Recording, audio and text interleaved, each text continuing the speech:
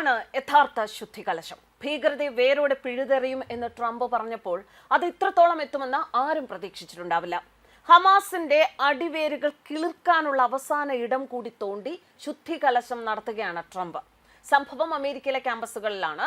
അമേരിക്കയിലെ ക്യാമ്പസുകളിലുള്ള പലസ്തീൻ അനുകൂല പ്രക്ഷോഭകർക്ക് ഇളക്കം തട്ടുന്നു. അത്തരക്കാർ എന്ന് കരുതപ്പെടുന്ന വ്യക്തികളുടെ വിദ്യാർത്ഥി വിസ റദ്ദാക്കാനുള്ള എക്സിക്യൂട്ടീവ് ഉത്തരവ് പുറപ്പെടുവിച്ചിരിക്കുകയാണ് പ്രസിഡന്റ് ഡൊണാൾഡ് ട്രംപ്. യഹൂദ വിരുദ്ധതയ്ക്കെതിരെ പോരാടുന്നതിനുള്ള എക്സിക്യൂട്ടീവ് ഉത്തരവിൽ US പ്രസിഡന്റ് ഡൊണാൾഡ് ട്രംപ് ബുധനാഴ്ച ഒപ്പുവെക്കുകയും ചെയ്തു. ഹമാസ് അനുകൂല പ്രതിഷേധങ്ങളിൽ പങ്കെടുത്ത അമേരിക്കൻ പൗരന്മാരല്ലാത്ത കോളേജ് വിദ്യാർത്ഥികളെയും താമസക്കാരായ മറ്റു വിദേശികളെയും നാടുകടത്തുമെന്നാണ് പുതിയ ഉത്തരവിൽ പറയുന്നത്. അമേരിക്കൻ ജൂതന്മാർക്കെതിരായ തീവ്രവാദ ഭീഷണികൾ, തീവെപ്പ്, നശീകരണ പ്രവർത്തനങ്ങൾ, ആക്രമണം എന്നിവയ്ക്കെതിരെ കർശന നടപടികൾ സ്വീകരിക്കുമെന്നും ഉത്തരവിൽ വ്യക്തമാക്കുന്നുണ്ട്. ക്യാമ്പസുകളിലും തെരുവുകളിലും യഹൂദ വിരുദ്ധതയുടെ വിസ്ഫോടനം എന്ന് വിളിക്കപ്പെടുന്നതിനെ ചെറുക്കുന്നതിന് നീതിന്യായ വകുപ്പിന്റെ പെട്ടെന്നുള്ള നടപടി ഉണ്ടാകണം എന്നും ഉത്തരവിലുണ്ട്. ജിഹാദിസ്റ്റ് അനുകൂല പ്രതിഷേധത്തിൽ പങ്കെടുത്ത എല്ലാ വിദേശികളോടും ഞങ്ങൾ നിങ്ങളെ അറിയിക്കുന്നു, 2025 ഞങ്ങൾ നിങ്ങളെ കണ്ടെത്തും എന്നാണ് ഉത്തരവിലെ വാചകങ്ങൾ. US-ലെ പലസ്തീൻ അനുകൂല പ്രതിഷേധങ്ങളിൽ പങ്കെടുത്ത പൗരന്മാരല്ലാത്ത എല്ലാ കോളേജ് വിദ്യാർത്ഥികളെയും താമസക്കാരെയും നാടുകടത്തുന്ന എക്സിക്യൂട്ടീവ് ഉത്തരവിൽ US പ്രസിഡന്റ് ഡൊണാൾഡ് ട്രംപ് ഒപ്പുവെക്കുമെന്ന് വൈറ്റ് ഹൌസ് ഉദ്യോഗസ്ഥനെ ഉദ്ധരിച്ച് വാർത്താ ഏജൻസി റോയിട്ടേഴ്സ് റിപ്പോർട്ട് ചെയ്തു. അമേരിക്കൻ ജൂതന്മാർക്കെതിരായ തീവ്രവാദ ഭീഷണികൾ, തീവെപ്പ്, നശീകരണം, ആക്രമണം എന്നിവയിലെല്ലാം കേസെടുക്കാൻ US പ്രസിഡന്റ് നീതിന്യായ വകുപ്പിനോട് ഉത്തരവിടും. ജിഹാദിസ്റ്റ് അനുകൂല പ്രതിഷേധങ്ങളിൽ പങ്കെടുത്ത എല്ലാ വിദേശികളെയും കണ്ടെത്തുകയും നാടുകടത്തുകയും ചെയ്യുമെന്ന് ട്രംപ് ഉറപ്പിച്ചു പറഞ്ഞു. മുമ്പെങ്ങുമില്ലാത്ത വിധം തീവ്രവാദം നിറഞ്ഞ കോളേജ് ക്യാമ്പസുകളിലെ എല്ലാ ഹമാസ് അനുഭാവികളുടെയും വിദ്യാർത്ഥി വിസകൾ വേഗത്തിൽ റദ്ദാക്കുമെന്നും അദ്ദേഹം കൂട്ടിച്ചേർത്തു.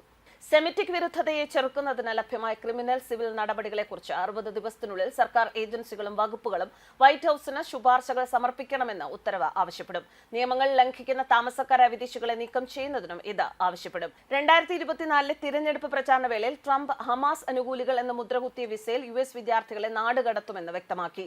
ഭരണത്തിൽ തിരിച്ചെത്തിയ ആദ്യ ദിവസം അദ്ദേഹം ഒപ്പുവെച്ച ആദ്യ എക്സിക്യൂട്ടീവ് ഉത്തരവ് അവകാശ ഗ്രൂപ്പുകൾ പറയുന്നത് അനുസരിച്ച് പ്രധാനമായും മുസ്ലിം അല്ലെങ്കിൽ അറബ് രാജ്യങ്ങളിൽ നിന്നുള്ള വ്യക്തികളെ ബാധിക്കുന്ന യാത്രാവിലക്ക് പുനഃസ്ഥാപിക്കുന്നതിന് വഴിയൊരുക്കുന്നു.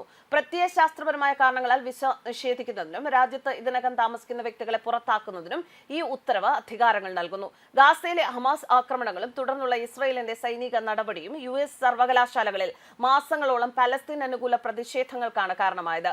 ഈ കാലയളവിൽ സെമിറ്റിക് വിരുദ്ധ, അറബ് വിരുദ്ധ, ഇസ്ലാമോഫോബിക് സംഭവങ്ങളിൽ വർധനവ് ഉണ്ടായതായും പൗരാവകാശ സംഘടനകൾ റിപ്പോർട്ട് ചെയ്തിട്ടുണ്ട്.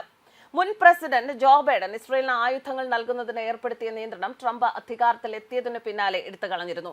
ഇത്തരത്തിൽ ഓരോരോ കാര്യങ്ങൾ ട്രംപ് വളരെ കർശനമായി ചെയ്യുകയാണ്. 2000 പൗണ്ട് ബോംബുകൾ ഇസ്രായേലിന് നൽകാൻ ട്രംപ് ഉത്തരവിട്ടിരുന്നു. ഇസ്രായേലിന് ബോംബുകൾ നൽകാൻ ബൈഡൻ ഏർപ്പെടുത്തിയ നിയന്ത്രണം ഒഴിവാക്കണം എന്നായിരുന്നു ട്രംപ് സൈന്യത്തിന് നൽകിയ കർശന നിർദ്ദേശം. വെടിനിർത്തൽ കരാറിന് പിന്നാലെയായിരുന്നു ട്രംപിന്റെ ഇത്തരത്തിലുള്ള നീക്കമുണ്ടായത്. US സൈനിക സഹായം ഏറ്റവും കൂടുതൽ ലഭിക്കുന്ന രാജ്യമാണ് ഇസ്രായേൽ.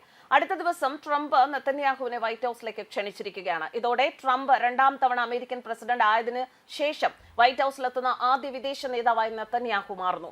ഇസ്രായേലിലും അയൽ രാജ്യങ്ങളിലും സമാധാനം കൊണ്ടുവരാനും തങ്ങളുടെ പൊതുശത്രുക്കളെ എങ്ങനെ നേരിടാം എന്ന് ചർച്ച ചെയ്യാനും ട്രംപ് ആഗ്രഹിക്കുന്നു എന്നാണ് വൈറ്റ് ഹൌസിന്റെ കത്തിൽ പറയുന്നത്. ബെഞ്ചമിൻ നെതന്യാഹുവിന്റെ ഓഫീസ് ഈ കത്ത് പുറത്തുവിട്ടിട്ടുണ്ട്. ഇസ്രായേൽ ഹമാസ് വെടിനിർത്തലിന് പിന്നാലെയാണ് ഇരുവരും കൂടിക്കാഴ്ചയ്ക്ക് ഒരുങ്ങുന്നത്. അതുകൊണ്ട് തന്നെ ഗാസയുടെ മുട്ടിടിക്കുകയാണ്. 6 ആഴ്ച നീളുന്ന ആദ്യഘട്ട വെടിനിർത്തലിന്റെ 16ാം ദിനമായ ഫെബ്രുവരി 4-ന് 2ാം ഘട്ടത്തിനായുള്ള ചർച്ചയുമുണ്ട്. അതേസമയം സമാധാന ചർച്ചയുമായിട്ടാണോ ട്രംപും നെതന്യാഹുവും മുന്നോട്ട് പോകുക, അതോ ഗാസയിൽ വീണ്ടും ചോരക്കളം തീർക്കുമോ എന്നതിലും ആശങ്ക തുടരുകയാണ്.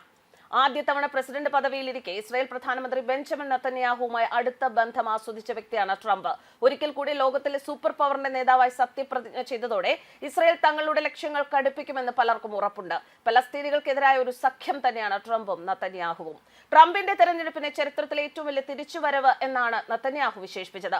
അമേരിക്കയുടെ ഒരു പുതിയ തുടക്കമെന്നും ഇസ്രായേലും അമേരിക്കയും തമ്മിലുള്ള മഹത്തായ സഖ്യത്തിനുള്ള ശക്തമായ പ്രതിബദ്ധത എന്നും നെതന്യാഹു വിശേഷിപ്പിച്ചു.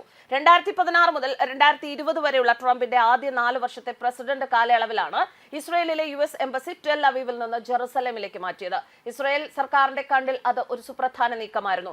പലസ്തീനികൾക്കുള്ള സഹായം വെട്ടിക്കുറച്ചു. പ്രത്യേകിച്ച് യുഎന്നിന്റെ പലസ്തീൻ അഭയാർത്ഥി സഹായ ഏജൻസിയായ UNRWAക്ക് അന്താരാഷ്ട്ര തലത്തിൽ പ്രതിഷേധമുയർന്നു. എന്നിട്ടും വെസ്റ്റ് ബാങ്കിൽ അനധികൃത ഇസ്രായേൽ സെറ്റിൽമെന്റുകൾ നിർമ്മിക്കുന്നതിനെതിരെ ട്രംപിന്റെ ഭരണകൂടം അവഗണന പുലർത്തിയിരുന്നു. കൂടാതെ നിരവധി അറബ് രാജ്യങ്ങൾ ഇസ്രായേലുമായുള്ള ബന്ധം സാധാരണ നിലയിലാക്കിയ അബ്രഹാം ഉടമ്പടിയുടെ ഇടനിലക്കാരനായി.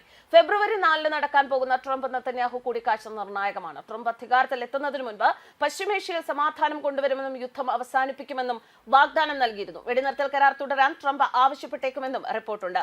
വെടിനിർത്തൽ കരാറുമായി മുന്നോട്ട് പോകില്ല എന്നാണ് ഇസ്രായേൽ തീരുമാനമെങ്കിലും ട്രംപ് പിന്തുണയ്ക്കുമെന്നും വേണ്ടത്ര ആയുധങ്ങൾ ഇസ്രായേലിന് കൈമാറുമെന്നും അന്തർദേശീയ മാധ്യമങ്ങൾ പറയുന്നു. ഇറാനെതിരെ കൂടുതൽ സമ്മർദ്ദം ചെലുത്താനും ഇറാന്റെ എതിരാളിയും അറബ് ലോകത്തെ ഏറ്റവും ശക്തമായ രാജ്യവുമായ സൗദി അറേബ്യയും ഇസ്രായേലും തമ്മിലുള്ള നയതന്ത്ര ബന്ധം ശക്തമാക്കാനുള്ള ശ്രമങ്ങൾ നടത്താനും ട്രംപ് ആഗ്രഹിക്കുന്നു എന്ന സൂചനകളുണ്ട്. അതേസമയം ഇസ്രായേലും ഹമാസും തടവിലാക്കിയവരെ വെടിനിർത്തൽ കരാറിന്റെ ഭാഗമായി മോചിപ്പിച്ചിരുന്നു. News desk കർമാനൂസ്.